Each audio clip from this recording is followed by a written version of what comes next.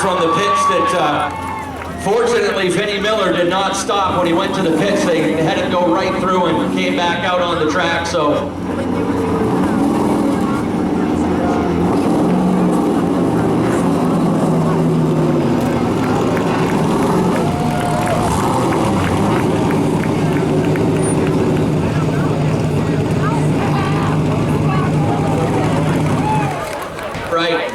So here we are down in Victory Lane. We've got a celebration going on over there. Let's get a word with our third place car. And Scott, the car's beat up, but we know you well enough around these parts. If this car's beat up, the driver isn't. You know you're going to get the most out of it no matter what condition it's in. I shouldn't have made the adjustment after the heat race because I was running behind people. I wasn't running the car to its full potential, and I changed it up. I shouldn't have.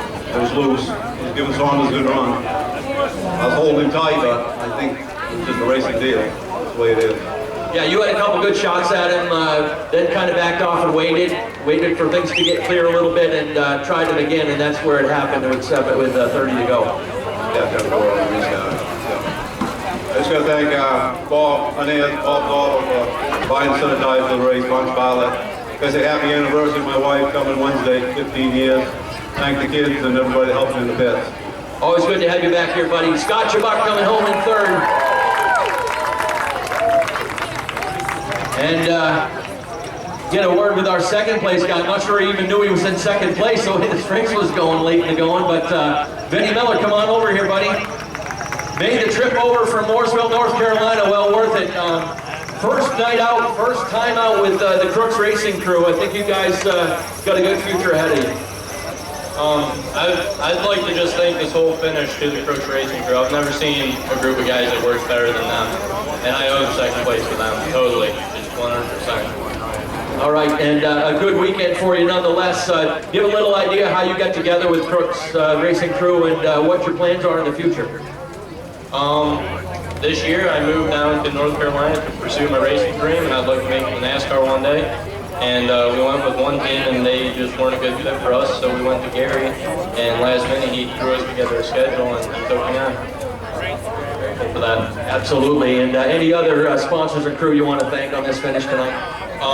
Once again, just a big thanks to the Crooks Racing team and my sponsor from Michigan, Master Manufacturing. All right, congratulations. Thanks for coming up. Vinnie Miller, everybody. Keep an eye out for him, and you're gonna make me work to come way down here. Hey, how would you like to be the kid who got his first career win, and it's none other than the Boss Hogg 100? I mean, not only, I know you've been gunning for your first win on just a regular Saturday night show. Does it make it about 10 times better? It's so much sweeter. I've been watching Boss Hogg for a long time, and it's pretty special to do it in his race. I watched him here when I was little, the first time I came in the pits here, and this one's for all my sponsors, M&T Trucking, Speedway Sports Park, One Hands Right Way Auto, Puzzle Racing, MH Humphrey & Sons. Gotta thank my grandmother, my grandfather, my mom, my dad, Norman's Jardins, Chet Hanscom, the Peters, the Bowyers, you know, everybody. I don't think I forgot anybody there. Devin Riddle on the radio, my Uncle Raz. This is pretty special, and got to thank Lloyd Gilly and Johnny Pittman for riding with us today. Yeah, now take us back to lap 70. This car was starting to go out to lunch. The 05, Osmond got by you pretty quick just before that caution came out. I know you must have been worried at that point. I was, and I felt the right front going down. The 51 got back by me, and my best friend John Peters, and I let him go, and then I realized I had no choice to let him go because I was slowing down so much. I had a right front going down. As soon as that caution came out, I barreled it for the pits, and they got it changed quicker than I could have hoped for, and I got a drink of water in that pit stop and came back out, and can't believe it, I made it through the wreck and ended up in Victory Lane. Yeah, and another timely caution as well had you with a buffer of about 3 or 4 lap cars back to Vinnie Miller, so that gave you a chance to get out in front and establish that big lead. Yeah, absolutely, and plus you got to thank the Crooks Racing guys for coming up and supporting us. That's awesome for them to come all the way up here.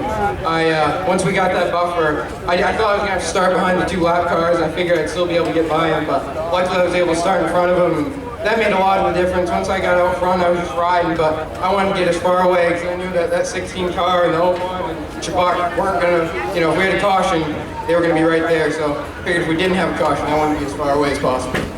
About 15 years ago, a young kid, almost your age, by the name of Johnny Clark, got his very first career win here at Wiscasset Speedway, winning the Coastal 150 at the time.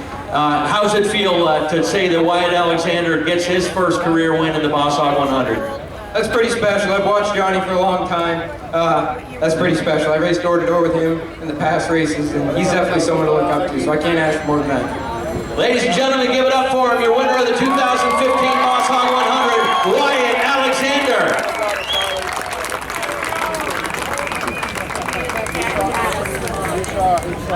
Folks, on behalf of Richard and Vanessa Jordan, and all of us here at Wiscasset Speedway, hope you have a great rest of your weekend. Please travel safely.